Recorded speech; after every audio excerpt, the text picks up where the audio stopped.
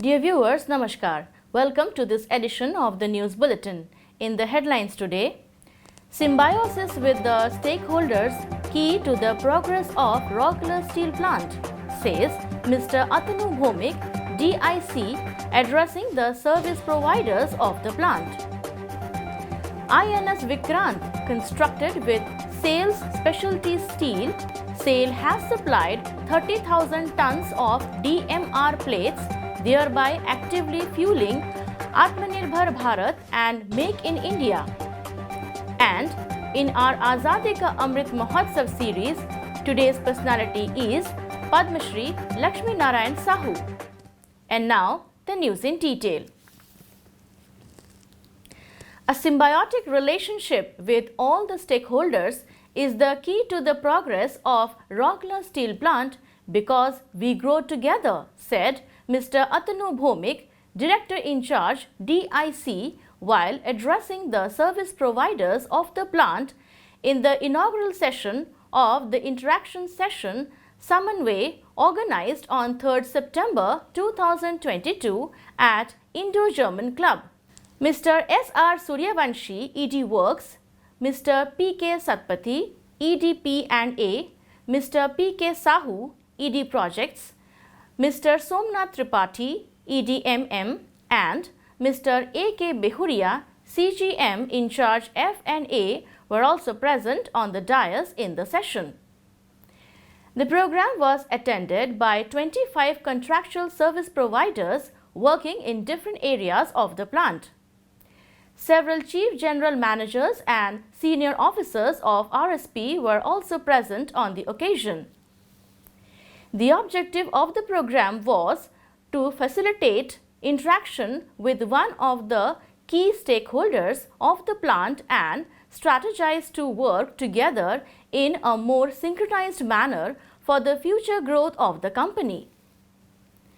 Applauding the contractors for their contributions in the growth of the plant, Mr. Bhomik said, contributions not only from employees but also from vendors, service providers and customers helped RSP to become the best integrated steel plant in SAIL. Individual service providers have played defining roles in execution of important contracts on time that have helped many major units of RSP to streamline their production. The DIC said that RSP will be very soon developing digitalized special skill centers that will train the local populace and help create a talent pool equipped with technical know-how to cater to the growing demand of skilled manpower in view of the capacity expansion of the plant. RSP remains the harbinger of growth in the region. Let's join hands to usher in a golden era for Rourkela by taking the steel plant to new heights in every respect, he concluded. The DIC also felicitated the contractors in recognition of their invaluable contribution to the steel plant. Mr. Suryavanshi applauded the role played by the contractors during COVID-19 pandemic for ensuring uninterrupted operation of the plant, as a result of which RSP came out with a vibrant overall performance. He emphasized upon safety and urged the contractors to educate the workforce about safety and make them aware about the technical know-how for the growth of the individuals and the organization. Mr. Satpathy in his address stressed on the skill level of the human resource and spoke about the steps being taken by the steel plant to train the contract labor. He also outlined the role of the service providers in the larger perspective considering the increasing outsourcing of jobs in many areas. Mr. Sahu elaborated on the ongoing and upcoming expansion projects of RSP and the associated opportunities. He also highlighted the likely challenges in the expansion project. Mr. Tripathi urged the service providers to enroll in GEM portal to reap the benefits and spoke about the scope for the vendors and service providers in the expansion of the plant. Mr. Behuria, while applauding such an interactive session, said that it will help bridge the gap between the stakeholder and RSP. He also spoke about 3 T's, that is, trust, term and transparency associated with the processing of bills to make the system smoother and efficient. In the open forum interaction session, the service providers thanked the DIC for organizing such kind of a program for the first time, which will help in addressing various issues and strengthen the bonding. They also put forth many points for system improvisation, which were discussed threadbare by the senior executives. At the outset, the program started with the national anthem. 2 films made by the Public Relations Department on the illustrious journey of RSP and commendable contributions of the service providers in different units of the plant were screened on the occasion. Ms. Rajshri Banerjee, CGM HRD, welcomed the gathering and coordinated the function. Mr. S.S. Roy Chaudhary, CGM RMHP, proposed a formal vote of thanks.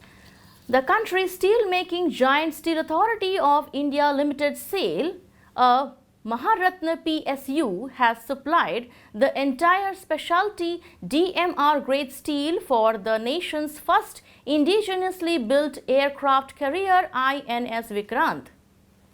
In a major feat and towards building an Atmanirbhar Bharat, SAIL has supplied about 30,000 tons of the specialty steel for building this first Swadeshi aircraft carrier for Indian Navy, which will be commissioned on 2nd September 2022 at Cochin Shipyard Limited. The steel supplied by SAIL for this indigenous project comprises of special DMR grade plates. These DMR grade plates have been developed by SAIL in collaboration with Indian Navy and DMRL.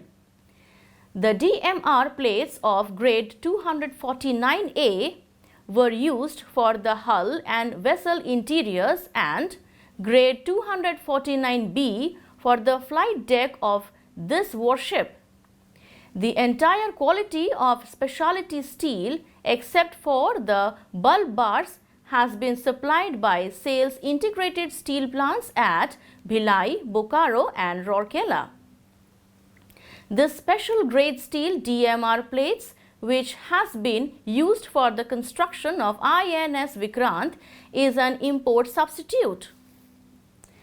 Commissioning of India's first indigenous aircraft carrier is a momentous occasion for our nation during the Amrit Kal of India's 75 years of independence and signifies country's confidence and prowess. This indigenous aircraft carrier is a proof of country's technical acumen and engineering skills. This demonstration of India's self-sufficiency or Atmanirbhar to produce an aircraft carrier warship will reinforce the country's defense indigenization programs and Make in India campaign. With the commissioning of INS Vikrant, our nation has forayed into the elite club of nations which can build their own aircraft carriers, and it is extremely gratifying for SAIL to be a partner in creating this engineering marvel. As a part of the Azadi Ka Amrit Mahotsav celebrations, SAIL, Rourkela Steel Plant, is presenting a series of news on the eminent personalities of Orissa, some well known and some lesser known. Today's personality is Padma Shri Lakshmi Narayan Sahu. Born on 3rd October 1819 in Manikhamb village in Balasore district, Dr. Lakshmi Narayan Sahu was an eminent writer, poet, journalist, social worker, reformer, historian and politician. He was a teacher of repute. He was renowned for his writings and books recording the tribal myths of Orissa. He was also deeply involved in promotion and preservation of folk dance and music of Orissa and Odia culture, language and literature. Apart from Odia, he was also known for his writings in Hindi, Bengali, English and Sanskrit. Dr. Lakshmi Narayan Sahu's some other famous stories are Veena, Sulata, Control Room, Poems Pashara and Social Story of Springs of the Soul, etc. He was elected to Orissa Legislative Assembly in 1947 and was the Honorable Member of the Constituent Assembly of India. He was awarded with the Padma Shri in 1955. He was also given the title of Itihas Ratna for his works and writings on history of Orissa. Dr. Sahu was a member of Sciatic Society, President of Orissa Sahitya Academy and also a member of Servants of India Society. He left this mortal earth on 8th January 1963. That's all for today's news bulletin. Namaskar.